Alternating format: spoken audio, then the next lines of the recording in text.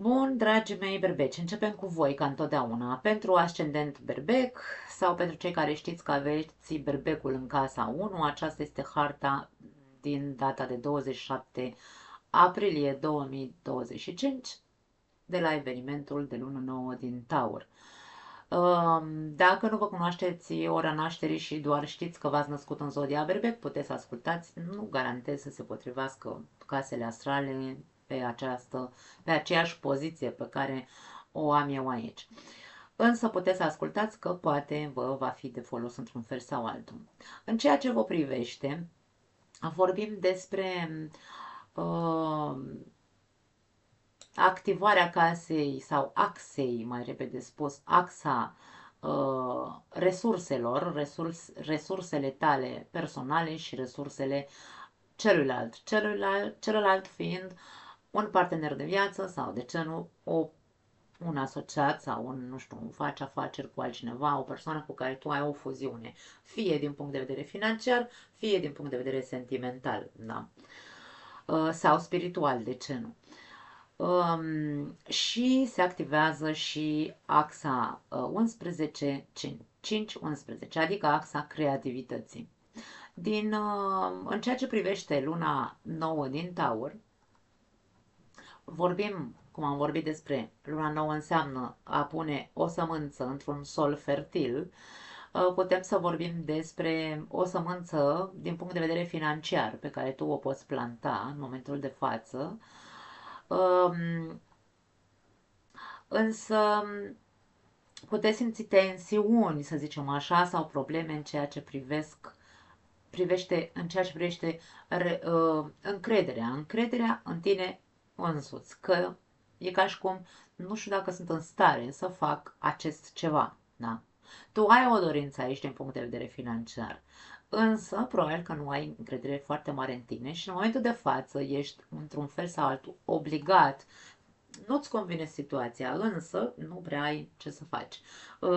Te simți obligat, între ghilimele, să rămâi cumva, să depinzi cumva financiar sau să ai sprijin din partea celuilalt. Acum, unde începe tensiunea sau problema cu adevărat? În momentul în care vorbim despre dependență financiară 100% sau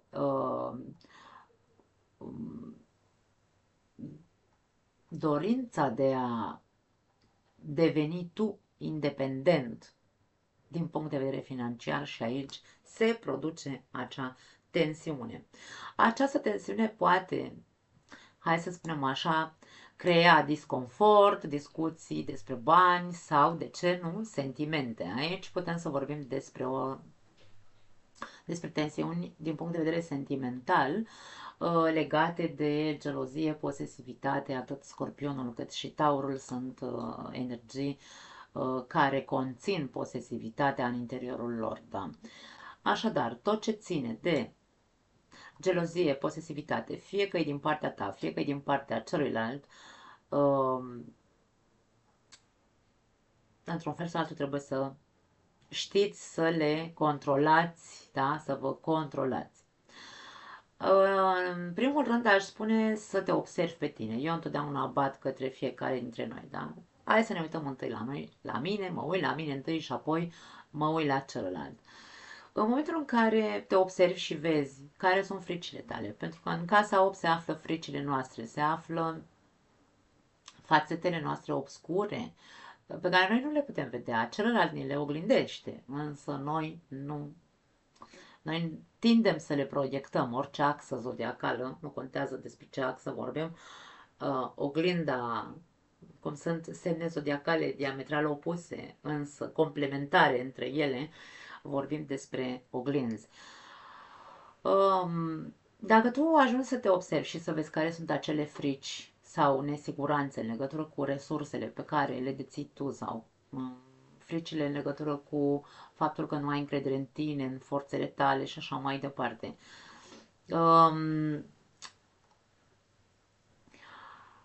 Și dacă observi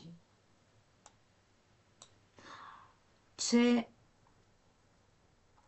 câtă valoare dai a ceea ce primești din partea celuilalt, pentru că celălalt aici, bineînțeles, în casa 8, poți să ai un partener care te susține, un partener poate ajunge să te susțină necondițional,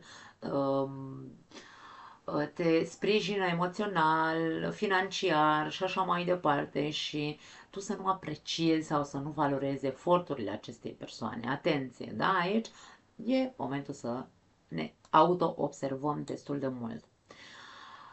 Și să evitați, aș spune, certuri, pentru că tensiunile sunt în general certuri și proiecții, da?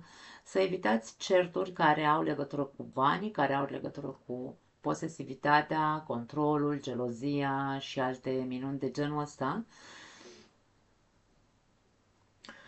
Și să puneți mai mult preț pe a valora această relație sau a ceea ce aportați fiecare dintre voi, da? Valorați ce aportați fiecare dintre voi în această relație. Încercați să,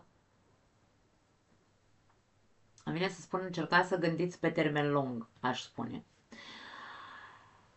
Să nu uităm că taurul în sine ne vorbește despre nevoia de stabilitate. Eu te pot înțelege foarte bine că îți dorești să fii independent din punct de vedere financiar, însă aici e vorba în această perioadă, luna mai, de exemplu, sau de la luna nouă din Taur, de pe 27 aprilie. Toată luna mai este un alt proces pe care trebuie să-l facem și în cazul tău poate fi un proces de a stabili sau a pune bazele, dar vorbim de sămânță în momentul de față, unui proiect sau a unei stabilități financiare, însă să nu uităm că Taurul în același timp ne vorbește și despre perseverență, răbdare, așadar, obiectivitate, trebuie să fii obiectiv, trebuie să fii cu picioarele pe pământ, serios și așa mai departe. Această sămânță pe care o vei planta are nevoie de aceste calități, să fii perseverent, da? Nu te avânta în proiecte din impuls, pentru că aici poți să încerci să faci, nu știu, o afacere sau să investești în ceva anume și să o faci pur și simplu din impuls. Aici cu Neptun, Mercur, care este și el în casa ta întâi, care te activează pe tine foarte tare ca energie, devii mult mai, nu știu, mai visător, devii mai idealist, lasă că o să fac, lasă că o să dreg, o să iasă și o să... Nu, aici nu e vorba de o să. Aici e vorba despre, ok, trebuie să fiu serios. Trebuie să fiu serios și dacă am de gând să fac ceva ca să-mi dea o bază financiară sănătoasă, eu trebuie să fiu serios și să fiu cu picioarele pe pământ. Nu să mă las aici dus de val, cai vers pe pereți cu Neptun și cu Mercur, cum am spus în introducere, da? Atenție, insist să spun aici, atenție la cei care știți că aveți această fațetă obscură de control, de posesivitate, gelozie și așa mai departe față de partenerul de viață. Vor exista tensiuni pe această axă. Axa 5-11 are de văzut cu creativitatea și cu independența, da? Din nou vorbim de independență, are de văzut cu iubirea, cu copiii, creativitatea se află în casa 5-a, hobby-urile noastre se află în casa 5-a. Casa 5 are de văzut cu a crea din plăcere, da?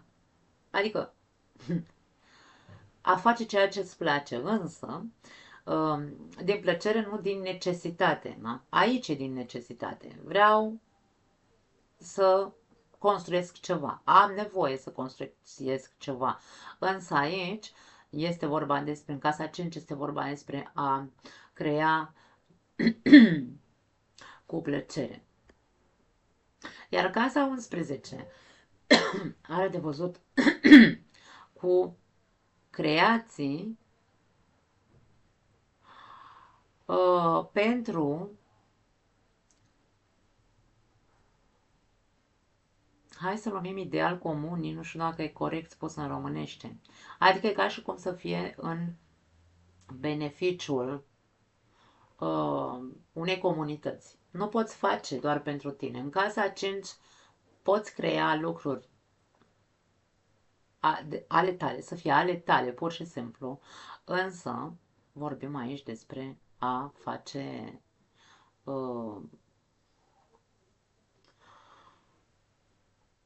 nu a face doar pentru tine, ci a face în folosul și a unei comunități. Da?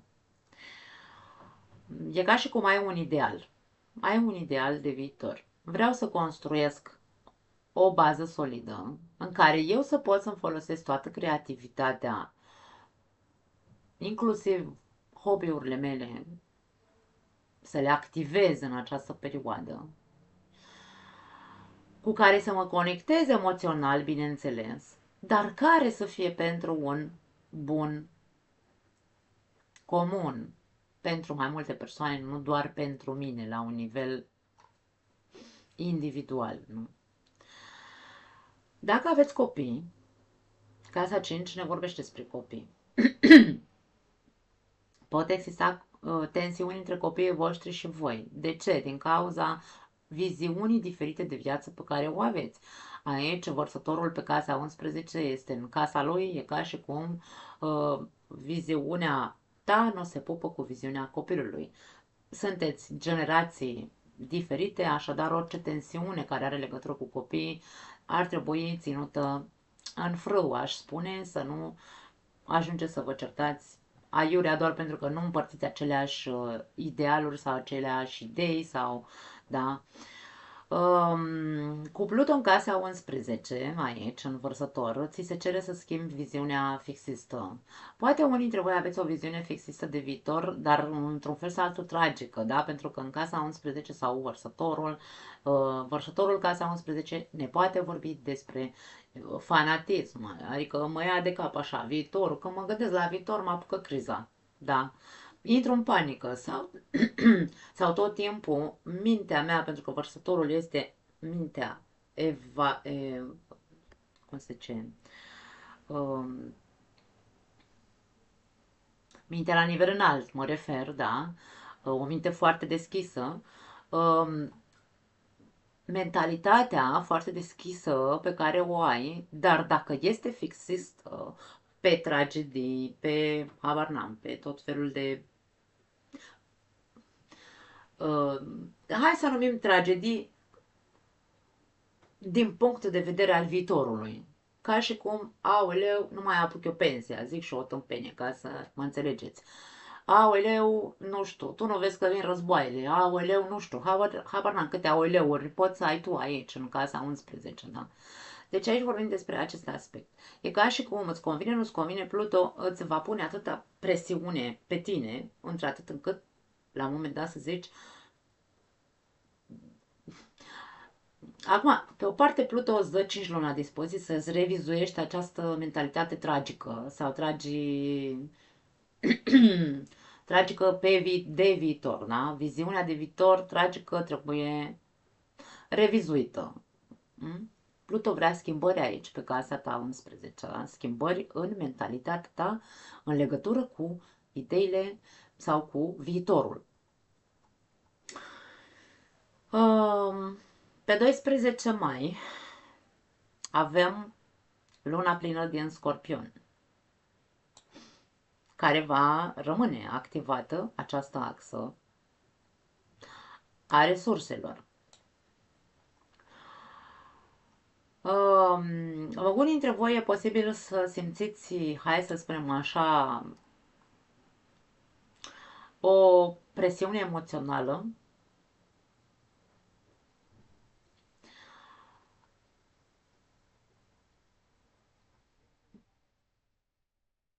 care trebuie eliberată, dar Mercur, care se va afla în momentul respectiv în Taur, da? În casa voastră a doua, îți aduce un soi de obiectivitate, un soi de,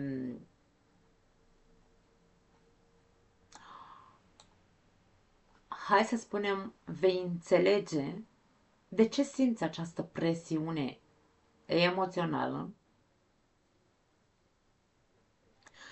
și ce să faci pentru a te putea elibera de ea. Aș spune să-ți privești foarte bine, nu putem să ne privim sufletul, însă poți să intri în contact cu acele emoții sau sentimente intense pe care le vei avea.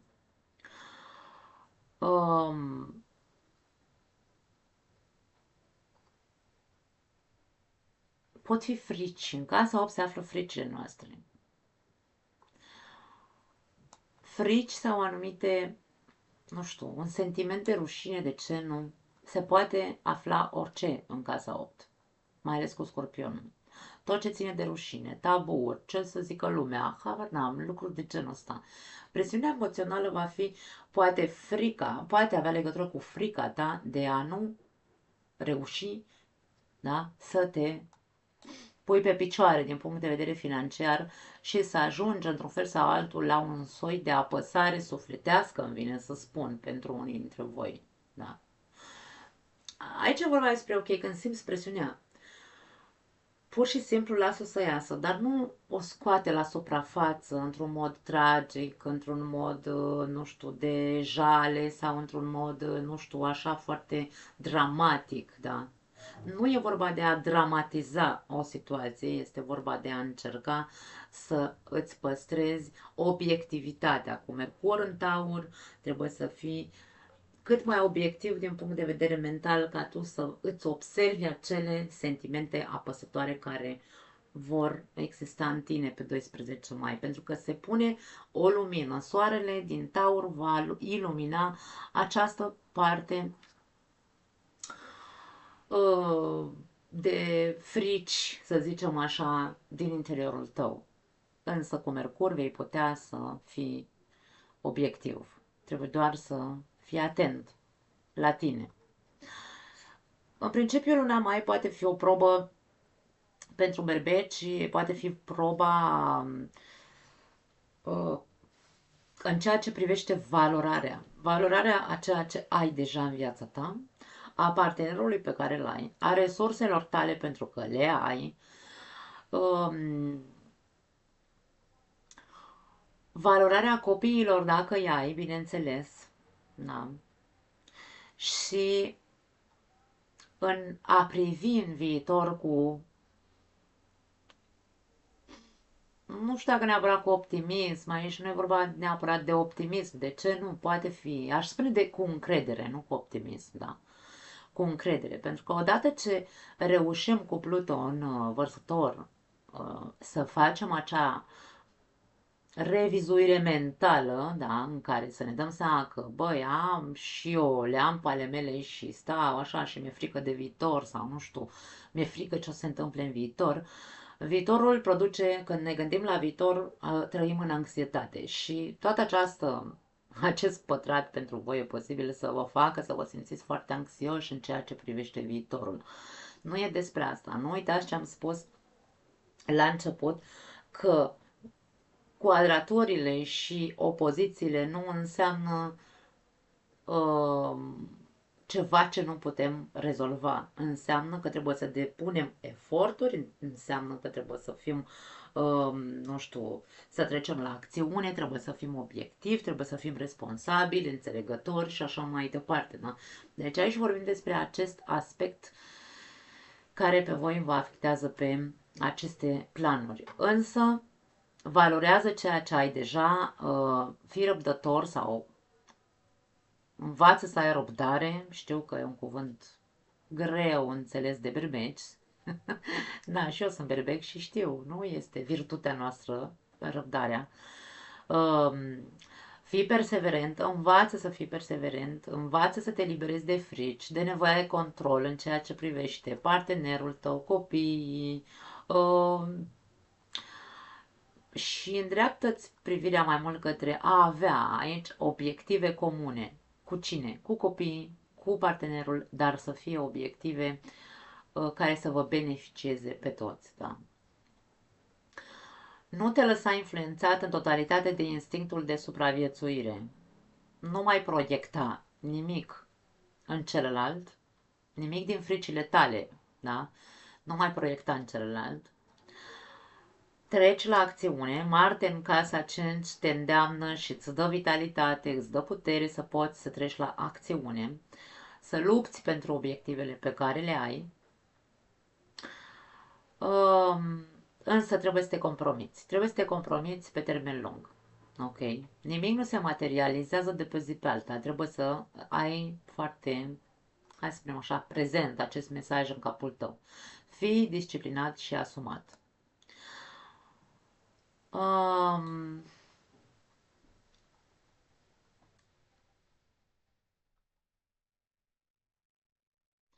Atenție pentru alții dintre voi, dacă sunteți într-o relație, atenție pentru că aici o avem pe Lilith în Scorpion. Și Lilith știm că înseamnă tentație și casa 8 este o casă ascunsă.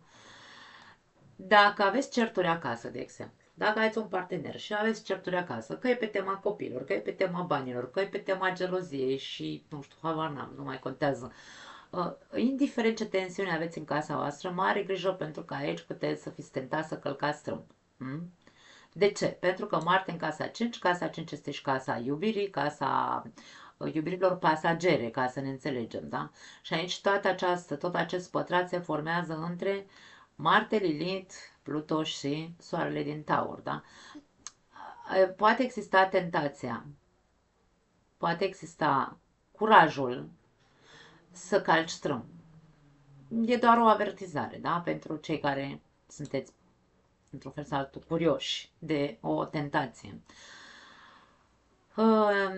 Nimic din ceea ce ți se va părea că e diferit, că iarba vecinului sau nevasta vecinului e mai frumoasă decât nevasta ta, de exemplu, sau invers, da? Soțul vecinei e mai frumos decât soțul tău, aici nimic nu, hai să spunem așa, nu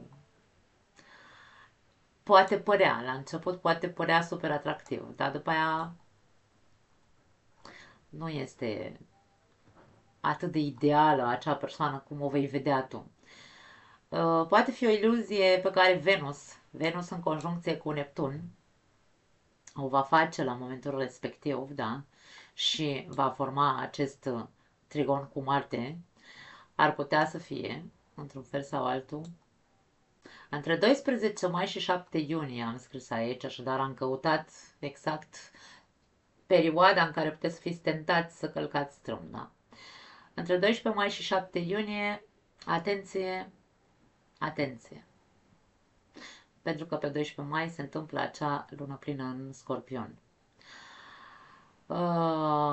Mai departe, dacă sunteți singuri, bineînțeles, aici vorbim de foarte multă putere de magnetism, de atracție. Veți fi foarte magnetici, veți fi foarte curtați sau voi veți curta alte persoane, veți fi foarte sclipicioși, ca să zicem așa, da? Și din nou putem să vorbim că vă iluzionați cu anumite calități pe care le vedeți la anumite persoane în jurul vostru. Se poate concreta o relație pe termen lung între tine și cineva începând cu această perioadă? Da, doar dacă sunteți realiști, da? Pentru că aici vorbim despre 25 mai Saturn intră în zodia ta, intră în Berbec. Saturn intră în, în teritoriul tău sau pe teritoriul tău și cere responsabilitate personală, maturitate și asumare în acțiunile pe care le vei întreprinde. Așadar, ai nevoie să fii precaut, sincer, responsabil și să nu te lași vrăjit sau captat de anumite calități care îți iau mințile într-un fel sau altul, da? Pentru cei singuri mă refer. Pe 27 mai avem o lună nouă în Gemeni. Gemenii îi aveți pe casa a treia. Luna nouă din Gemeni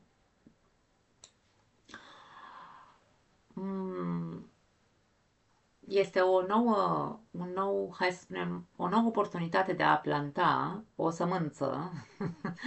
Da, luna nouă este întotdeauna o sămânță, oportunitatea de a planta o sămânță. În acest caz vorbim despre gemeni, vorbim despre sămânța negocierii. Negocierea, um, comunicarea deschisă, um, și, de ce nu, curiozitatea. Ca și cum plantează semințe de curiozitate către a studia lucruri noi, în cazul în care ești interesat de un subiect anume, sau chiar de două, pentru că gemenii întotdeauna ne vorbesc despre două lucruri, sau chiar deschide-te către a învăța. În cazul în care aici vorbim despre persoane care au niște idei fixe sau frici, anxietate de viitor aici, iar face foarte bine ca începând cu 25-27 mai să începeți să fiți mai curioși în a explora, din punct de vedere mental, alte teritorii. Și cum face energia gemenilor, în general ne ajută să facem o selecție între uh, să probăm lucruri, da? E ca și cum, ok, nu știu, cumpăr o carte cu nu știu ce, habar n-am, vorbește, hai să zicem, despre spiritualitate. Avem milioane de cărți pe această planetă care vorbesc despre spiritualitate, însă într-o altă manieră. Toate spun cam același lucru sau ne duc în același punct, însă e ca și cum o iau pe asta, o citesc, nu rezonez cu ea, ok, nicio problemă, iau alta, citesc, nu rezonez cu ea și așa mai departe, până când ajung prin probă și eroare, ajung să găsesc ceea ce, cu adevărat mi-a trezit curiozitatea. Chiar mi-aș dori să încep să, nu știu, să investighez un pic mai mult. Gemenii se ocupă și cu investigații de genul ăsta, mă refer, da? În legătură cu studiile sau cu ceea ce ne atrage atenția și curiozitatea. Cam asta este ceea ce eu aș putea să spun pentru voi, dragii mei berbeci. Vă pup, ne vedem data viitoare.